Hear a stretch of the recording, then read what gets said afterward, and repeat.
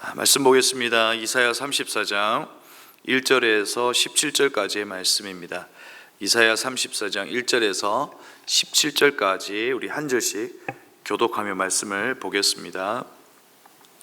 민족들아 가까이 와서 들어라. 백성들아 귀를 기울여라. 땅과 거기에 가득한 것들아, 세상과 그 안에서 사는 모든 것들아 들어라. 주님께서 모든 민족에게 진노하시고 그들의 모든 군대에서 분노하셔서 그들을 진멸시키시려고 하신다. 그들이 상에 당하도록 버려두시기를 작정하셨다. 죽은 자들이 내 동댕이 쳐져서 그 시체에서는 악취가 솟아오르며 홍수처럼 흐르는 피가 산들이 무너져 내릴 것이다.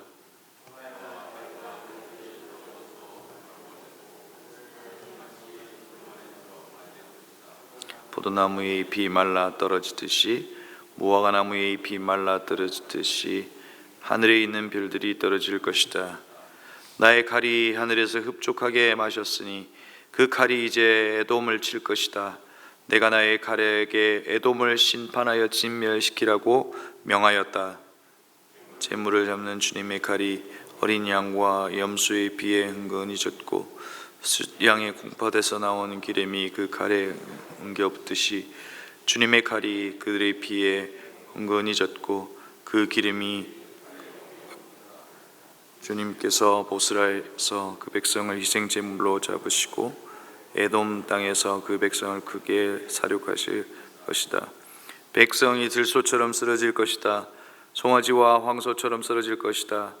땅이 핏빛으로 물들고 흙이 기름이 엉길 것이다.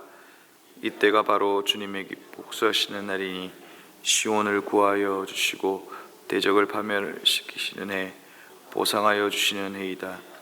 에돔의 강들이 역청으로 변하고 흙이 유황으로 변하고 온 땅이 역청처럼 타오를 것이다. 그 불이 밤낮으로 꺼지지 않고 타서 그 연기가 끊임없이 치솟으며 에돔은 영원토록 황폐하여 영원히 그리로 지나가는 사람이 없을 것이다. 펠리컨과 고슴도치가 그 땅을 차지하겠고 부엉이와 까마귀가 거기에서 자리를 잡을 것이다. 주님께서 에돔을 혼돈의 줄과 항무의 추로 제실터이니 에돔을 창조전처럼 황무하게 하실 것이다. 거기에는 나라를 세울 통치자들이 없을 것이며 백성을 다스릴 지도자도 없을 것이다. 궁궐이 있던 곳마다 가서 나무가 돋아나고 그 요새에는 쇠기풀과 엉겅퀴가 무성할 것이다. 그곳은 승냥의 떼굴이 되고 타조들의 집이 될 것이다.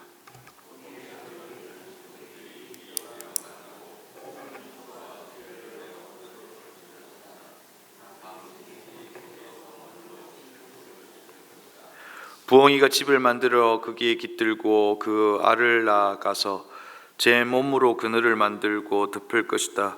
솔개들도 제 짝과 함께 그리로 모일 것이다.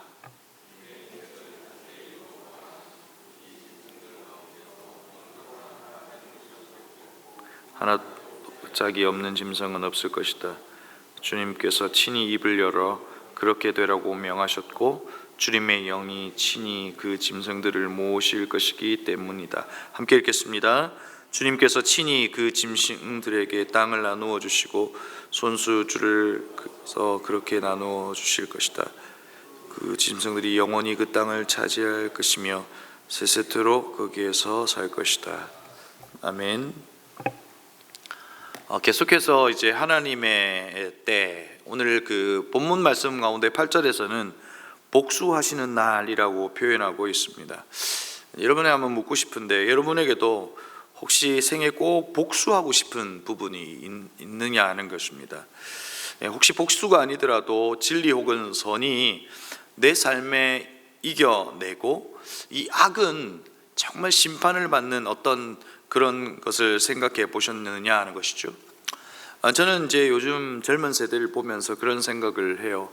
이 시대를 살아가는 이제 이 젊은 세대, 그리고 특별히 이 세대 속에서 악이 득세하는 이 시대를 보면서 착한 사람, 약한 사람이 잘 살지는 않더라도 아름다운 세상을 꿈꾸고 악한 사람들이 그의 악함이 훤히 드러나고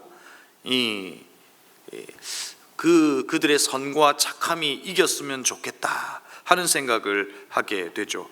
그러나 악한 사람들이 더 잘 사는 것 같기도 하고 힘 있는 사람들이 세상을 다스리는 것을 볼 때 좀 마음이 힘들어지는 경우들도 있죠. 그러면서 우리는 이런 세상을 향하여 하나님은 무엇 하시는가 라고 하는 질문을 하기도 합니다.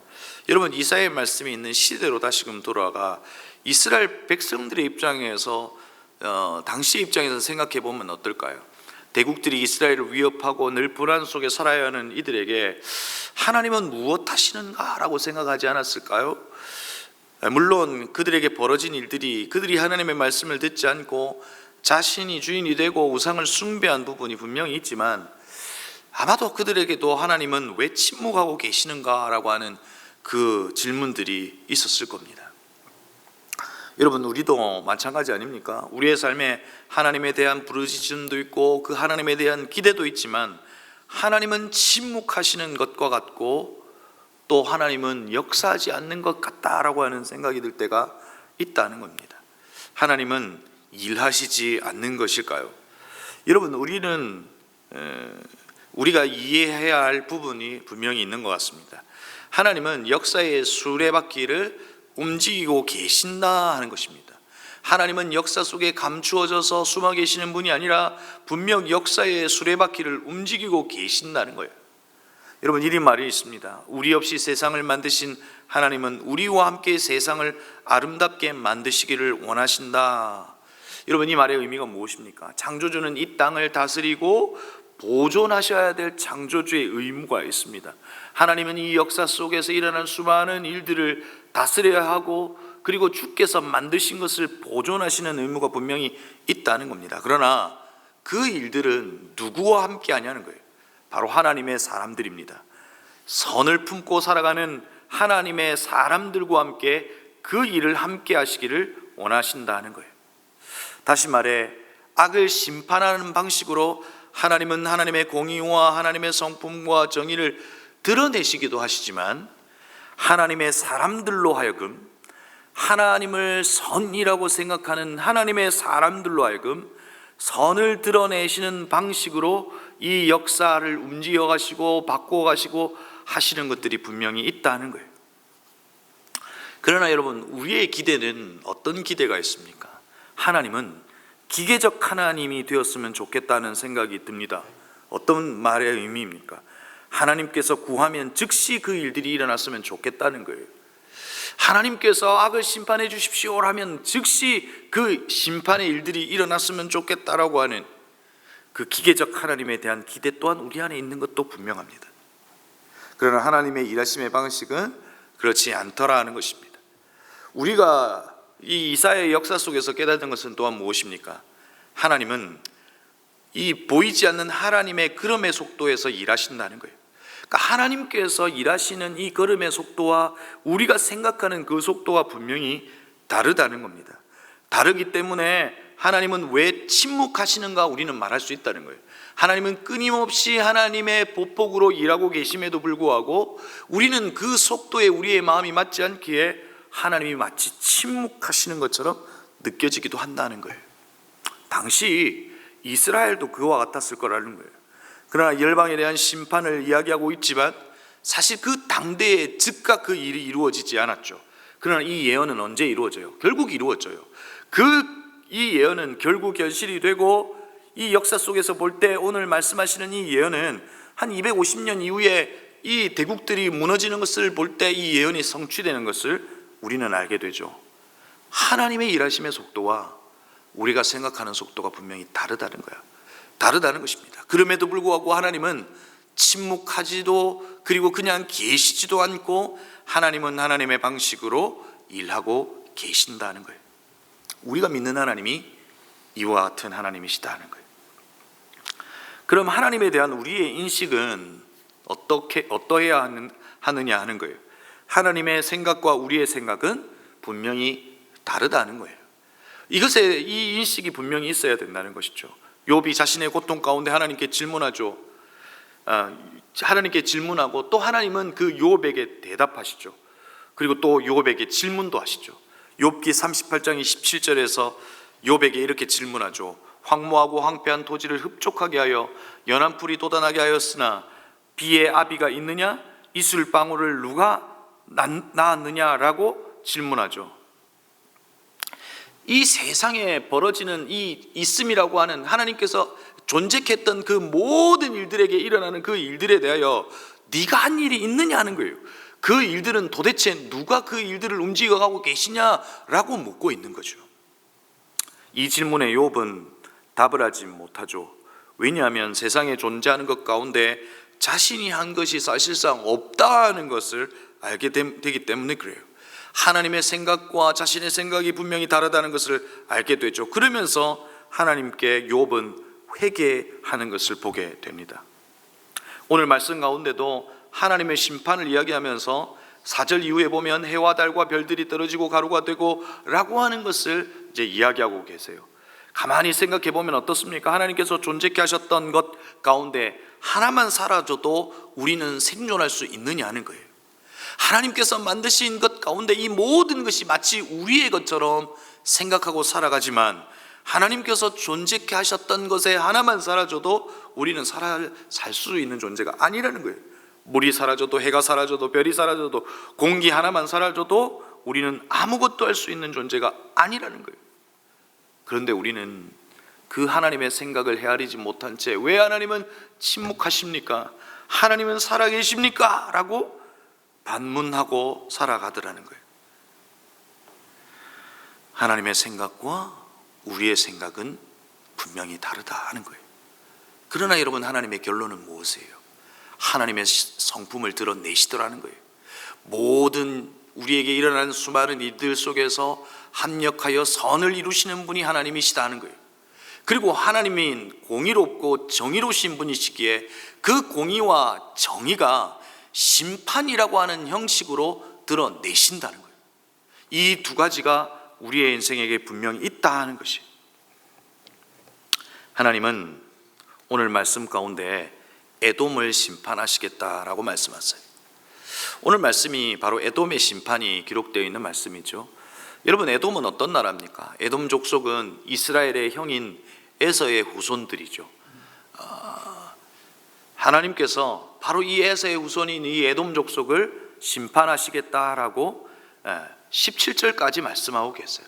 그러나 그 심판의 내용은 어떻게 보면 잔인하기도 하고 한 그 심판의 내용이 기록되어 있는 것을 보게 되죠. 그런데 계속해서 이사야를 통해서 그 심판의 이유를 깨닫는 것이 있습니다. 그것이 무엇이냐는 거예요. 오늘 말씀 1절 말씀에서도 확인할 수 있어요. 민족들아 가까이 와서 들어라. 백성들아 귀를 기울여라.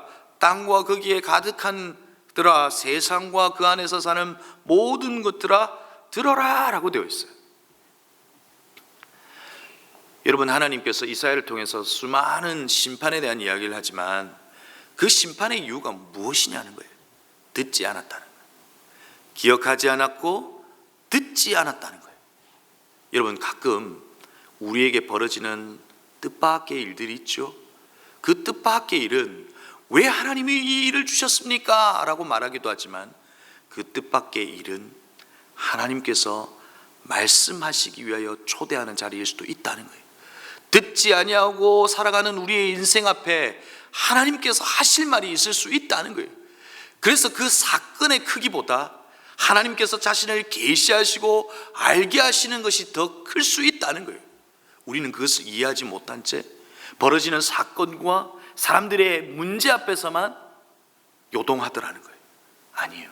하나님은 그 일들을 통해서 우리에게 말씀하실 것이 있고 하나님을 알게 하실 것이 있다는 거예요. 욥이 그 고통 속에서도 깨닫는 것이 뭐예요?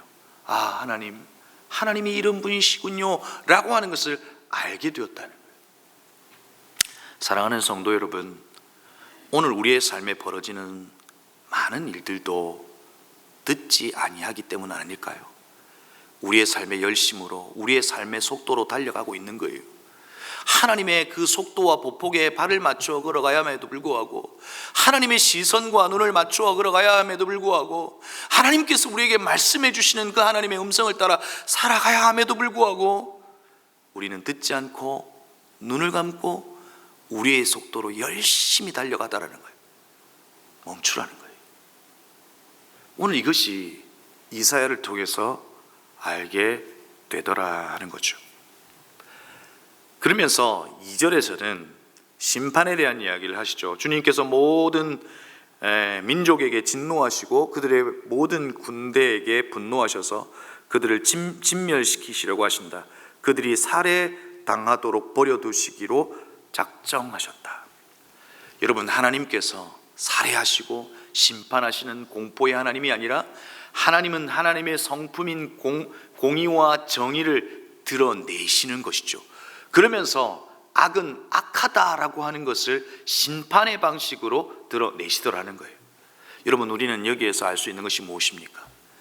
하나님은, 우리는 이 땅에 벌어지는 수많은 악한 이들의 그 역사 속에서 왜 하나님은 선을 품고 살아가는 사람들이 피해를 봐야 합니까? 라고 말할 수는 있지만, 하나님은 언젠가 악한 이들을 벌하시는 하나님을 믿으라는 거예요.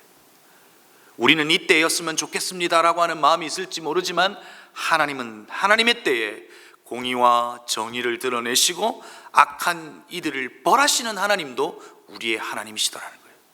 그 하나님을 신뢰하실 수 있기를 바란다 하는 겁니다. 사랑하는 성도 여러분, 그러면 우리는 오늘 우리의 일상을 어떻게 살아가야 할까요? 우리는 왜 하나님은 심판하지 않느냐라고 하는 단식이 아니라, 하나님은 하나님의 선을 드러내시는 하나님이시다, 언제가 악한 이들을 벌하시는 하나님이다 라고 하는 것을 믿고, 오히려 왜 심판하지 않느냐, 침묵하십니까? 라고 하는 단식이 아니라, 오늘 우리가 감당해야 될 일을 묵묵히 우리의 일상을 통해 살아내야 하는 거예요. 하나님이 진리라고 하는 것, 하나님이 선이라고 하는 것, 그것을 드러내면서 살아가야 하는 거예요. 그래야만 이 역사를 하나님의 사람들과 함께 이루어 가시기를 원하시는 하나님의 섭리가 이 땅에서도 드러날 수 있다는 거예요. 여러분, 여러분에게 벌어진 일들에 대한 단식으로만 일관하지 마세요. 여러분에게 벌어지는 일들 앞에서 절망에만 머물러 있지 말란 말이에요. 이해할 수 없어요. 그것은 하나님께서만 해석하셔야만 풀려나는 일들이 있을 수 있단 말이에요. 그럼에도 불구하고 우리는 하나님을 소망하고 하나님을 기대하고 묵묵히 우리의 일상을 하나님의 방식으로 살아낼 때, 우리는 하나님의 때에 역사하시는 그 하나님을 보게 될 거다 하는 거예요. 그 하나님을 우리의 인생에서 만나실 수 있는 저와 여러분이 되기를 주의 이름으로 축복합니다. 기도하겠습니다. 말씀을 기억하며 기도하십시다. 우리의 단식 속에 왜 하나님은 침묵하십니까? 라고 하는 단식이 있습니다. 하나님은 가만히 계신 분이 아니라는 건 우리가 이해해야 해요. 하나님은 숨어 계시거나 가만히 계시는 것이 아니라 하나님의 속도로 일하고 계세요. 그것이 우리와 생각이 달라 하나님은 왜 침묵하시는가 라고 고백할 수밖에 없지만, 하나님은 때로는 즉시 일하시기도 하고, 하나님은 이 세상의 많은 것들을 바꾸어 내시는 방식으로 하나님의 때에 그 일을 하시기도 해요. 우리의 고백은 하나님의 생각과 우리의 생각은 분명히 다르네요. 그러나 하나님은 합력하여 선을 이루시는 분, 하나님의 공의와 정의의 성품을 드러내시면서 악한 이들을 벌하시는 하나님을 믿게 하여 주시고, 오늘 우리 안에 탄식이 있지만 묵묵히 우리의 일상을 하나님의 진리와 선을 드러내는 방식으로 살아낼 때 하나님의 역사를 보게 하여 주옵소서 라고 말씀을 기억하며 기도하십시다. 두 번째로는 오늘은 국가와 선교사를 위하여, 선교사님들을 위하여 기도하는 날입니다. 하나님, 이 나라를 불쌍히 여겨 주옵소서. 악이 다스리는 나라가 아니라 선이, 그리고 하나님이 이 역사 속의 주인이 되셔서 이 나라를 다스려 주옵소서. 그리고 열방 가운데 복음을 전하고 있는 우리 선교사님들, 여러분 목장에 품고 있는 선교사님들 계실 거예요. 한 사람 한 사람 이름을 불러가면서 하나님 그들을 지켜주시고 그 열방 속에서 주의 복음을 전할 때 하나님의 놀라우신 사랑이 흘러갈 수 있도록 도와달라고 같이 기도했으면 좋겠습니다. 이 기도의 제목 함께 여러분이 가져오신 기도의 제목으로 같이 기도하시겠습니다. 기도합니다.